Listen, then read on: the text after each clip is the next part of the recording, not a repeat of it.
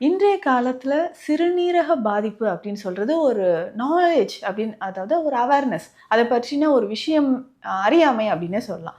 Madam எங்களுக்கு தெரியல. இத பத்தி எங்களுக்கு தெரியவே இல்லையே! இதெல்லாம் இருந்தா இப்படி இருக்குமா? ஸோ நீங்க சொன்னதுக்கப்புறம் நான் டெஸ்ட் எடுத்து பார்த்தேன் மேம். ஸோ எடுத்து பார்த்ததுக்கப்புறம் எனக்கு ஒரே ஷாக்கிங். நல்ல காலம் டாக்டர் நான் உங்களோட வீடியோ பார்த்து, அதுக்கப்புறம் எடுத்து இப்ப பாருங்க நீங்க வீடியோல சொன்ன டயட் ஃபாலோ பண்ணி, மூலிகைகள ஃபாலோ பண்ணி எனக்கு கிரியேட்டின் லெவல் இவ்ளோ குறைஞ்சிருச்சுன்னு ரொம்ப ஹேப்பியா அந்த ரிப்போர்ட்ஸ வந்து எனக்கு ஷேர் பண்ணாங்க. இந்த பதிவு நெறைய பேருக்கு போய் சேரணும். ஏன்னா, சிறுநீரக பாதிப்பு இருந்ததுன்னா, நெறைய பேருக்கு ஒரு சிம்ப்டம்ஸே தெரியாத மாரி தாங்க இருக்கு. அறிகுறிகளே எனக்கு தெரியல அப்படின்னு சொல்லுவாங்க. ஆனா, அந்த மாரி இருக்கும் பட்சத்தில் ஒரு சிலருக்கு என்னென்ன மைல்டு சிம்ப்டம்ஸ் இருந்தாலே ஒரு பிளட் டெஸ்ட் எடுத்து பார்க்கறதுல தவறு கிடையாது. யாரெல்லாம் இதில் கவனமாக இருக்கணும்னு நான் சொல்றேன். இந்த மாதிரியான விஷயங்கள் இருக்கிறவங்க 6 மாதத்துக்கு ஒரு முறையோ, இல்ல 8 மாதத்துக்கு ஒரு முறையோ ஒரு ஜெனரல் ஃபுல் பிளட் டெஸ்ட் எடுத்து பார்க்கறது ரொம்ப நல்லது.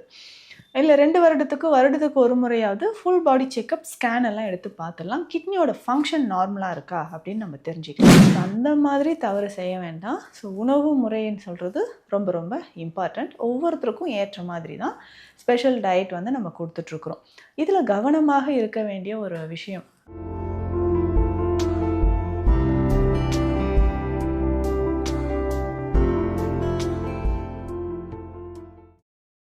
நேயர்களுக்கு வணக்கம். நான் டாக்டர் நித்யா, சித்தா பிசிஷியன்.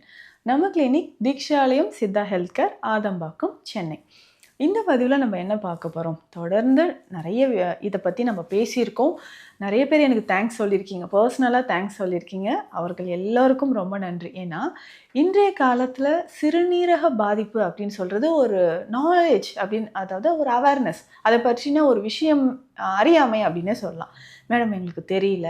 இத பத்தி எங்களுக்கு தெரியவே இல்லையே! இதெல்லாம் இருந்தா இப்படி இருக்குமா? ஸோ நீங்க சொன்னதுக்கப்புறம் நான் டெஸ்ட் எடுத்து பார்த்தேன் மேம்.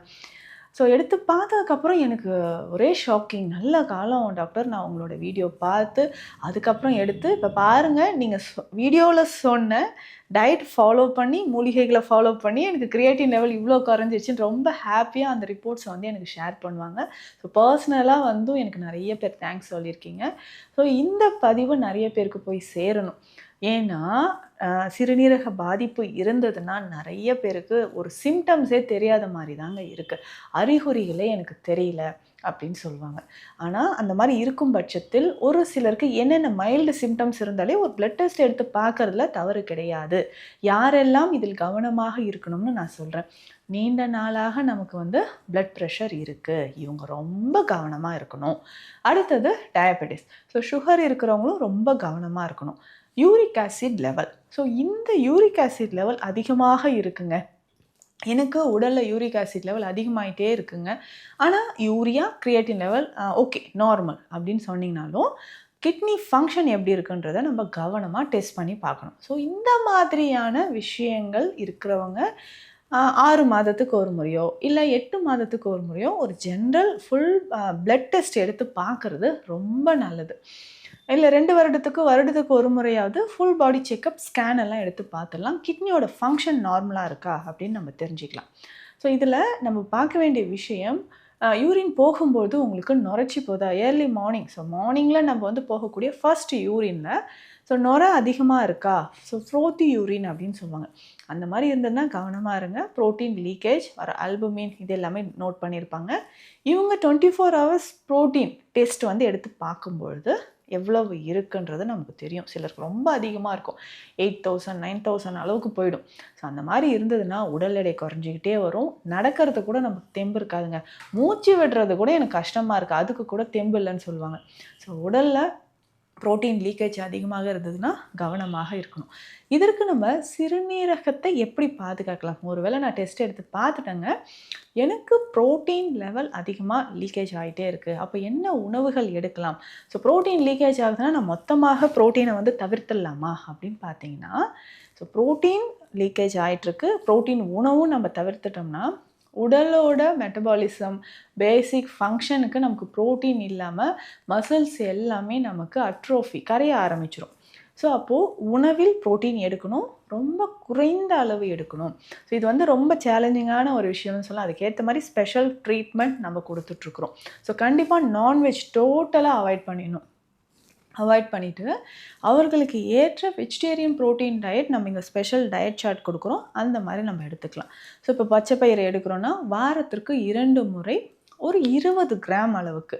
ஸோ அந்த மாதிரி தான் எடுக்கணும்.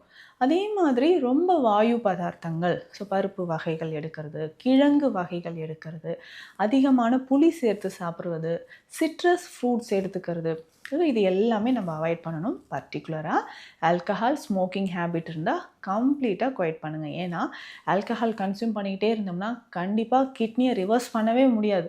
ஸோ ஏற்கனவே நமக்கு வந்து லிவரில் நிறைய டேமேஜ் இருக்கும். ஸோ கிட்னிலையும் அந்த ப்ராப்ளம் இருக்கும்போது ஆல்கஹால் கன்சியூம் பண்ணிங்கன்னா கண்டிப்பாக நம்மளால் முடியாது. ஏன்னா இது ஏன் சொல்கிறேன்னா, சிலர் நம்மக்கிட்ட ட்ரீட்மெண்ட் எடுத்துகிட்டு இருக்கும்போது, மேடம் என்னால் இதை கண்ட்ரோல் பண்ணவே முடியல, ஸோ லாஸ்ட் வீக் நான் இந்த மாதிரி குடிச்சிட்டேன் அப்படின்னு சொன்னீங்கன்னா கண்டிப்பாக திரும்ப நம்ம வந்து என்னென்னா 2 மந்த்ஸ் பேக் போயிடுவோம்.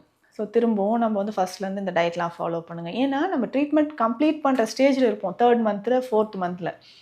அந்த டைமில் இந்த மாதிரி டயட்டில் கொஞ்சம் நம்ம வந்து மாற்றி சாப்பிட்டுட்டோம், இல்லை அவுட் சைட் ஃபுட்டு நான் போனேங்க, ஒரு 2 டேஸ் மெடிசனே எடுக்கல, ஸோ நான்வெஜ்லாம் நிறைய சாப்பிட்டுட்டேன், ஒரு ஃபங்க்ஷனுக்கு போனேன், ஸோ டயட் மிஸ் பண்ணிட்டோம் ஒரு 2 டேஸ் அப்படின்னு சொன்னால் திரும்பவும் நம்ம ஃபர்ஸ்ட்லேருந்து ட்ரீட்மெண்ட் ஸ்டார்ட் பண்ணுற மாதிரி இருக்கும்.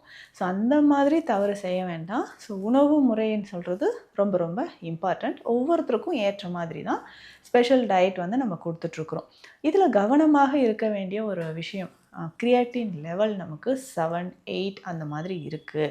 இம்மிடியேட்டாக டயாலிசிஸ் பண்ணணுமா? அது எதை பொறுத்து நம்ம தீர்மானிக்கணும்னா, EGFR level, estimated glomerular filtration rate, இது எவ்வளவு இருக்கோ அதை பொறுத்து தான் டயாலிசிஸ் வேணுமா இல்லையா. ஸோ டைம் பீயிங்க்கு ரொம்ப எமர்ஜென்சிங்க, டயாலிசிஸ் பண்ணணுமா, இல்லை டயாலிசிஸ் பண்ணிக்கிட்டே நம்ம வந்து சித்தா மெடிசன்ஸ் எடுக்கலாமா? தாராளமாக எடுக்கலாம். ஸோ சித்தா மெடிசன்ஸ் எடுக்க என்ன ஆகுனா, ஸோ பாடியில் நமக்கு அந்த டயாலிசிஸ் பண்ணக்கூடிய ஃப்ரீக்குவன்சி, ஸோ வீக்லி 3 டைம்ஸ் பண்ணுறீங்க அப்படின்னா ஒரு 2 மந்த்ஸ் சித்தா மெடிசன்ஸ் எடுக்கும்போது அதோட ரேஷியோ வந்து நமக்கு குறைய ஆரம்பிக்கும். உணவு முறையில் அதிக கவனம் செலுத்த வேண்டிய விஷயங்கள் அப்படின்னு பார்த்தோம்னா, ஸோ வெஜிடபிள்ஸ் எல்லாமே நல்லா பாயில் பண்ணிவிட்டு, ஸோ அந்த தண்ணியை வடிச்சிட்டு லீச் பண்ணிவிட்டு நம்ம சாப்பிட்ணும். லேசாக தாளிதம் பண்ணி நம்ம சாப்பிட்டுக்கலாம். ஸோ வெஜிடபிள்ஸ் அந்த மாதிரி தான் சாப்பிட்ணும். ஃப்ரூட்ஸ் எது சாப்பிடலாம், சாப்பிடக்கூடாது, ஏன்னா டயட்டுன்னு வரும்போது எல்லாமே அவாய்ட் பண்ணிடுவாங்க. சிவியராக வெயிட் லாஸ் ஆகிடும், ப்ரோட்டீன் லீக்கேஜும் இருந்ததுன்னா இன்னும் வெயிட் லாஸ் ஆகிடும். அந்த மாதிரி பண்ணாதீங்க. ஃப்ரூட்ஸை பொறுத்த வரைக்கும் பப்பாளி முக்கியமானது, கொய்யா சாப்பிடலாம், ஆப்பிள் சாப்பிட்றோன்னா ஒரு பாதி அளவுக்கு ஆப்பிள் எடுத்துக்கலாம், ஸோ மாதுளை சாப்பிடலாம். ஸோ இந்த மாதிரி ஃப்ரூட்ஸ் மட்டும்தான் நம்ம எடுக்கணும். ஸோ வெஜிடபிள்ஸ் எல்லாமே ஆட் பண்ணிக்கலாம். நான் சொன்ன மாதிரி வேக வைத்து தண்ணீரை வடிச்சிட்டு சாப்பிட்லாம். ஸோ இந்த மாதிரி தான். இதில் நிறைய பேருக்கு இருக்கக்கூடிய ஒரு டவுட் என்னென்னா, சிறுதானிய வகைகள் நம்ம உணவில் எடுத்துக்கலாமா?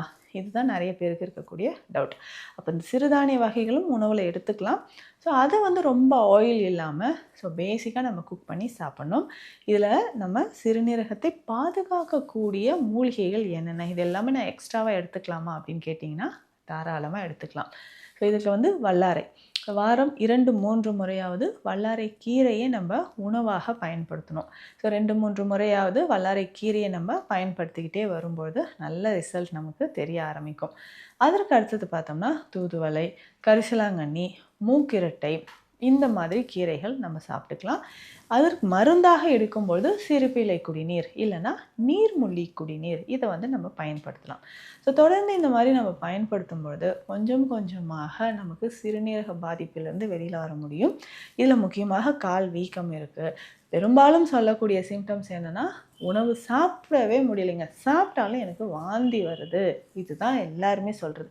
ஸோ அப்போ அந்த வாந்தியை குறைப்பதற்கு என்ன பண்ணலான்னா, சிம்பிளாக மருந்து முறைகள் ஒரு பக்கம் இருக்கட்டும், ஏலக்காய் கஷாயம் ரொம்ப சிறந்தது, இதை வந்து யூஸ் பண்ணிக்கோங்க.